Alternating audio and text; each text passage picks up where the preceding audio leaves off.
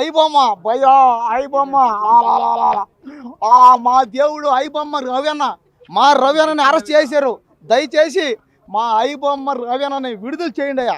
ఏం చేశాడండి అతను తప్పు? అతను ఏం తప్పు చేశాడు? 10 మంది పేదవాళ్ళకి సినిమా అందించాడు తప్ప? పేదవాళ్ళకి ఉచితంగా సినిమా చూపించడం తప్ప? ఒక పేదవాడు సినిమా చూడడం తప్ప? ఏంటంటే ఆడే సినిమా ఎక్కడన్నా ఆడుతుంది పోయా. ఆడని సినిమా నువ్వు ఎక్కడ పెట్టినా ఆడదు. ఈ దేశంలో పెట్టు, పక్క దేశంలో పెట్టు, మీ ఇంట్లో అన్న చూడు. మీ ఇంట్లో కూడా చూడరు ఎవరు బాగాలేకపోతే.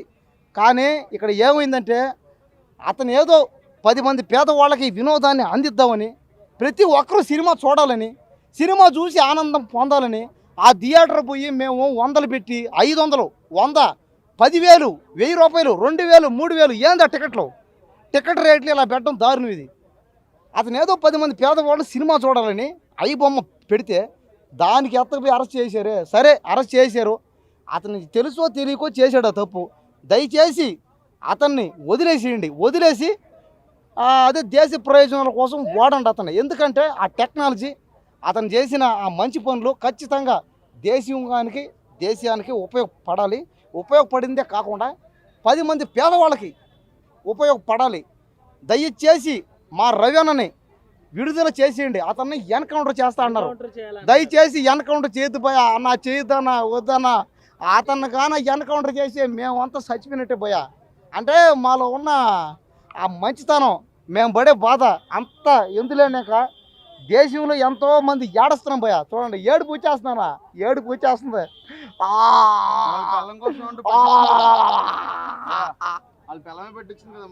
అవును భయ శత్రువులు ఎక్కడో లేరు భయ.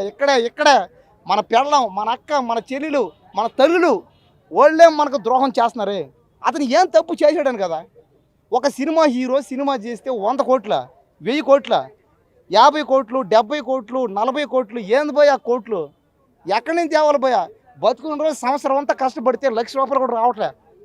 సంవత్సరం అంతా కష్టపడి పని చేస్తుంటే 1,00,000 రూపాయలు రావడం ఎక్కువైపోతుంది. అలాంటిది ఒక సినిమా హీరో 2 నెలలు, 3 నెలలు, 6 నెలలు, సంవత్సరం రోజులు చేసి 100 కోట్లు, 300 కోట్లు, 1000 కోట్లు అంటే అదంతా ఎవరి డబ్బు? మన డబ్బే కాదు అది. అదంతా ఎవరిది? మనం సినిమా పోతే ఆ వచ్చిన డబ్బు అది. కాబట్టి సినిమా బాగుంటే మాత్రం ఐబొమ్మలో పెట్టినా ఇంకెక్కడ పెట్టినా కూడా, ఎక్కడ పెట్టినా సరే సినిమా బాగుంటే ఆడుతుంది. పుష్ప కానీ ఇంకేదైనా కాంతారా చూడండి, కాంతారా సినిమా ఐబొమ్మలో పెట్టిన తర్వాత బాగాడింది. అది అంతకుముందు అది బాగా ఆడలా, పబ్లిసిటీ తక్కువ. కాంతారా మీద నానా విధాలుగా సోషల్ మీడియా అంతా అసలు ఎందుకులే ఇంకా అసలు కాంతారా సినిమా వేయకూడదన్నారు. ఎందుకంటే అది కన్నడ, అది మన తెలుగు సినిమాలో కన్నడలో ఆడట్లేదు. అలాంటిది కన్నడ సినిమాని తెలుగులో వేయొద్దన్నారు. కానీ ఆ తర్వాత ఏమైంది?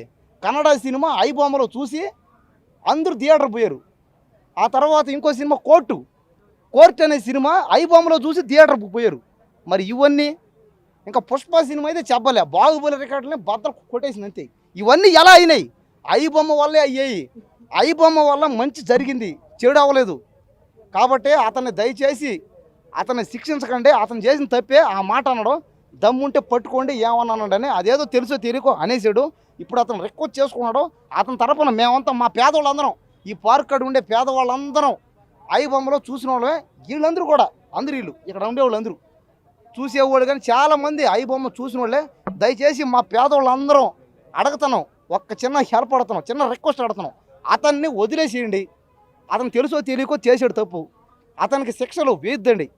అతను కాడ ఉన్న టెక్నాలజీ కానీ అతని తెలివితేటలు కానీ దేశానికి వాడండి. దేశంలో ఉన్న పేదరికాన్ని మాఫీ చేయడానికి, దేశంలో ఉన్న పేదరికాన్ని పోగొట్టడానికి అతని తెలివితేటలు వాడండి. అంతేగాని అతన్ని శిక్షించి ఎన్కౌంటర్ చేసి మీరేం సాధిస్తారు చెప్పండి? అతన్ని చంపితే ఎవరు బాగుపడతారు చెప్పండి? ఎవరు బాగుపడరు, ఏడుస్తారు అందరూ. ఐబొమ్మ రవిని అరెస్ట్ చేయడం జరిగింది కదా, ఎన్కౌంటర్ చేయాలంటున్నారు కొంతమంది నిర్మాతలు, ఏం చెప్తారు? ఎందుకు ఎన్కౌంటర్ చేయాలి? ఆయన ఎవరైనా మర్డర్ చేశాడా? ఏం చేశాడు? ఆయన చేసిన తప్పే ఒప్పుకున్నాను. పైరసీ అనేది రాంగే. ఆ వెబ్సైట్లో సినిమాలు అందరూ పెట్టాడు కనుక ఆయనకి జైలు శిక్ష వేస్తే సరిపోతుంది. కానీ ఎన్కౌంటర్ అనేది చాలా రాంగ్ వాడు. ఎందుకంటే వాళ్ళ తల్లిదండ్రులు కూడా ఉన్నారు కదా, ఏడుస్తారు కదా. ఆయన ఏమంటున్నాడంటే సినిమాని ఇప్పుడున్న పరిస్థితిలో సామాన్య ప్రజలు కామన్ మ్యాన్ చూడలేకపోతున్నారు. థియేటర్కి వెళ్తే ఒక 2000 అవుతుంది. ఎందుకంటే ట్రాన్స్పోర్టేషన్కి, టికెట్కి, అక్కడ ఒక పాప్కార్న్ తిన్న అక్కడ ఒక 500 అవుతుంది. సో నేను ప్రజలకు అందుబాటులో తీసుకొచ్చాను అని ఆయన పెట్టిండు. ఇప్పుడు ఠాగూర్ సినిమా నాకు గుర్తొచ్చింది నిజంగా. ఠాగూర్లో చిరంజీవి గారు లాగా మొత్తం కామన్ మ్యాన్ అందరూ ఆయనకే సపోర్ట్ చేస్తున్నారు. ఎనీవే ఆయన చేసిన తప్పు కాబట్టి ఆయనకి శిక్ష పడాలని నేను కోరుకుంటున్నాను. కానీ ఎన్కౌంటర్ చేసినంత నేరాలు ఘోరాలే చేయలేదు. ఇప్పుడు ఆయన చేసిన తప్పు వలన ఒక 100 మంది నిర్మాతలకి లాస్. కాకపోతే పబ్లిక్ 6 కోట్ల ఆంధ్రాలో ఉన్నారు, ఇక్కడ ఒక 5 కోట్లు ఉన్నారు. 11 కోట్లు తెలుగు వాళ్ళకైతే లాభం అని నేను అనుకుంటున్నాను. ప్రజల పరంగా చూస్తే లాభము, నిర్మాతల పరంగా చూస్తే నష్టము. Anyway what ever it maybe అలా చేయడం తప్పే కదా పైరసీ అనేది. ఇప్పుడు ఆయనకి ఎక్కడ రవి, ఐబొమ్మ రవి అంటే ఇప్పుడు రేవంత్ రెడ్డి గారు, చంద్రబాబు నాయుడు గారు, పవన్ కళ్యాణ్ గారు రేంజ్లో వెళ్ళిపోయింది పేరు. ఎక్కడ చూసినా ఇంకా మేము యూట్యూబర్స్ కాబట్టి ఎక్కడ ఫేస్బుక్ ఓపెన్ చేసినా, యూట్యూబ్ ఓపెన్ చేసినా, ఇన్స్టాగ్రామ్ ఓపెన్ చేసినా, వాట్సాప్ ఓపెన్ చేసినా ఆయనే వస్తున్నారు. శివాజీ గారు కూడా కొన్ని కామెంట్స్ చేశారు కదా, ఇలాంటి వాళ్ళని యూజ్ చేసుకోవాలి మంచి పనికి. ఎవరు? శివాజీ గారు కొన్ని కామెంట్స్ చేశారు, ఇలాంటి వాళ్ళని యూజ్ చేసుకోవాలి. బిగ్ బాస్ శివాజీ గారు మంచి పనులకు యూజ్ చేసుకోవాలి అన్నారు. ఎందుకంటే ఆయన సినిమాలు అన్నీ కూడా మొత్తము హ్యాక్ చేసేసి వెబ్సైట్లో పెట్టాడు. ఐబొమ్మ అనే వెబ్సైట్లో. వైజాగ్ అబ్బాయి కదా ఆయన. ఇంతకుముందు మంచి కంపెనీలో, సాఫ్ట్వేర్ కంపెనీలో సీఈఓగా కూడా చేసిండంటారు, చీఫ్ ఎగ్జిక్యూటివ్ ఆఫీసర్గా. సో ఆయనకి ఎక్కువ బ్రెయిన్ ఉంది. సో ఇలాంటి బ్రెయిన్ యూజ్ చేసుకోవాలని ఆయన చెప్పుకుంటారు. అవును భయ్య, ఐబొమ్మ రవి గారు అంటే చెప్తాను వినండి. అంటే కొంతమంది వేరేలా మాట్లాడుతున్నారు, నాకు నచ్చింది నాకు తెలిసింది నేను మాట్లాడతాను వినండి. అది చెడ్డగాను వేరేలా తీసుకోమన్నారా. నేను కూడా ఐబొమ్మ బాధితున్నే. ఫస్ట్ పాయింట్, ఐబొమ్మ బాధితుని ఎందుకు అంటున్నానంటే ఎప్పుడైతే ఓటీటీలో కుదురుతారో అప్పుడు మాత్రం నేను సినిమా చూసేటోని. అదే అంతేకాకుండా నీకు అసలు సినిమాలో థియేటర్లో శాటిలైట్స్ పడకనే, లేదంటే అసలు సినిమా థియేటర్లోకి రాకనే ఆయన తీసుకొని ఐబొమ్మలో వదలడం అనేది చాలా దారుణం చెప్పాలంటే. ఎందుకంటే ఎంతో అంటే ఒకరు కాదనమాట, సినిమా వెనకాల ఎంతోమంది ఆర్టిస్టుల కష్టాలు, ప్రొడక్షన్ వాల్యూస్, డైరెక్టరు అంటే వాళ్ళ లొకేషన్కి వెళ్ళి ఎప్పుడో 7 నుంచి వాళ్ళ కష్టాన్ని ఈయన దూషించినట్టే కదా, అక్కడ తక్కువ చేసినట్టే కదా. ఎంతోమంది కష్టాలు పడతా ఉంటారు. ఆ కష్టాలు పడిన తీసుకెళ్ళి నువ్వు ఓన్లీ ఐబొమ్మలు పెట్టేస్తే అది ఎలా కుదిరిద్ది? అది నాకు నచ్చలేదు ఫస్ట్ థింగ్. ఓకే, టికెట్ రేట్లు అవి చెప్తా ఉన్నారు. నేను ఒకటి చెప్తా, నాకు సిగరెట్ తాగే అలవాటు ఉందనుకో, నా ఇష్టం అది, నేను కొనుక్కుంటానో చేస్తాను, ఇంకోటి అది వేరే విషయం. పొద్దున్న టిఫిన్ తింటాం అనుకున్నాను అనుకో, 35 కదా 40 పెట్టి కూడా తింటా. కొంతమంది ఏం చేస్తారు, ఏందో రూమ్లో ఉప్మా అనేది ఒకటి చేసుకుని తింటారు. అలాంటి నీ థియేటర్ బొమ్మని ఎవరు చెప్పట్లేదు. ఫస్ట్ థింగ్, నీకు ఇష్టమైతే వెళ్తావు, లేదంటే లేదు. టికెట్ రేట్ పెంచేస్తాను, దాని గురించి మాట్లాడతాను. ఇది టికెట్ రేటు రేట్ పెంచేస్తున్నారు, రేట్లు పెంచేస్తున్నారు అంటే ఇది ఎంత షర్టు 600, 2 years అయితే ఇది తీసుకొని 2 years అయితే ఇప్పటికి ఎలా ఉంది, ఐరన్ చేసుకొని నీట్గా ఉంది. అదే నేను ఒక 300 పెట్టి తీసుకున్నాను అనుకో, ఒక 1 month 2 months కూడా రాదు. అలాగే సినిమా వాల్యూస్ కూడా బడ్జెట్ని బట్టే ఏదైనా సినిమా వాల్యూస్ అనేది డిపెండ్ అయి ఉంటాయి. అది స్టోరీ, అది తెలుసుకోవాలన్నమాట జనాలు. ఐబొమ్మ ఫ్రీగా వస్తుంది, నాకు కూడా ఫ్రీగా వచ్చింది. నేను ఎప్పుడు చూశాను, ఓటీటీలోకి ఎప్పుడైతుందో అప్పుడు మాత్రం చూస్తాను అనమాట. అది స్టోరీ. సినిమా థియేటర్లో సినిమానే చూడాలి, దాన్ని ఓటీటీలోనో లేకపోతే ఎందుకు మాట్లాడతారా?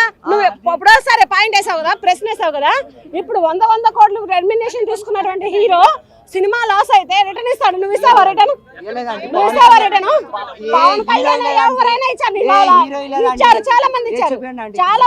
కృష్ణ ఇచ్చాడు, నాగేశ్వరరావు ఇచ్చాడు, రామారావు ఇచ్చాడు, ఇప్పుడు పవన్ కళ్యాణ్ ఇచ్చాడు, చిరంజీవి ఇచ్చాడు, మహేష్ బాబు ఇచ్చాడు, ప్రభాస్ ఇచ్చాడు. అందరూ ఇప్పుడే చెబుతున్నారా?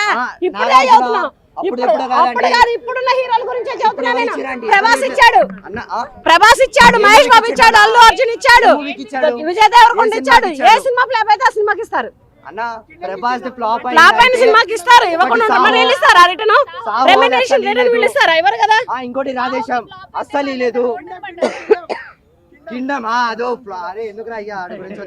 పర్లేదు, శిక్షించండి. ఆయన చూజ్ చేసుకుంది అయితే రాంగ్ పాత్వే కాబట్టి ఓకే, శిక్షించండి. ఆయన ఏం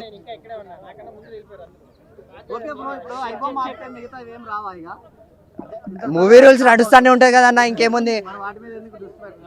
ఏం దొరికినోడిని పట్టుకున్నారు, దొరకనోడిని వదిలేస్తున్నారు, అంతే, ఇంకేముంది.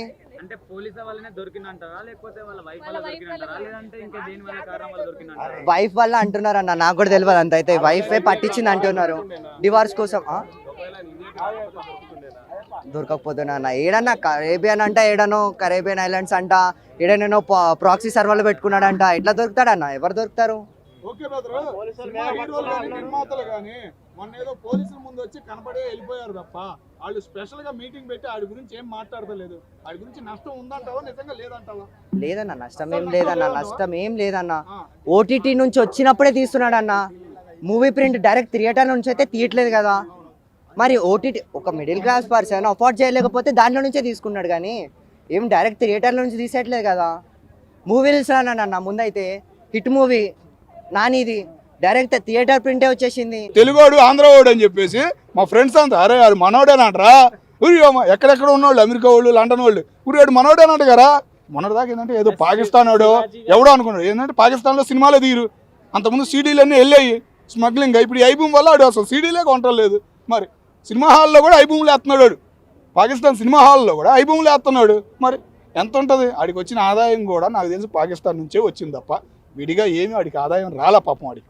అది ఇంకా ఓకే. అయితే ఇప్పుడు శివాజీ గారు కొన్ని కామెంట్స్ చేశారు కదా ఇలాంటి వాడిని వాడుకోవాలని, వాటి గురించి ఏం చెప్తారు? కరెక్టే అన్న, పోలీసులు కూడా మంచిగానే లాగుతున్నారు. వాడి దగ్గర నుంచి లాజిక్ అనేది లాగుతున్నారు. కోర్టు కూడా స్పందించింది, 5 రోజులు కస్టడీకి ఇచ్చింది. మన హైదరాబాద్ డిఎస్పీ గారికి హైదరాబాద్ పోలీసులకి చాలా మంచి పేరు రాబోతుంది. అతని దగ్గర నుంచి చాలా డేటా అంతా లాగుతారు. ఏంటంటే ఒక మెయిల్ ఒక ఫోన్ నెంబర్ ఉంటే ఓ మనిషి జీవితం అవుట్ అనే ఫీలింగ్ కలిగిందన్న.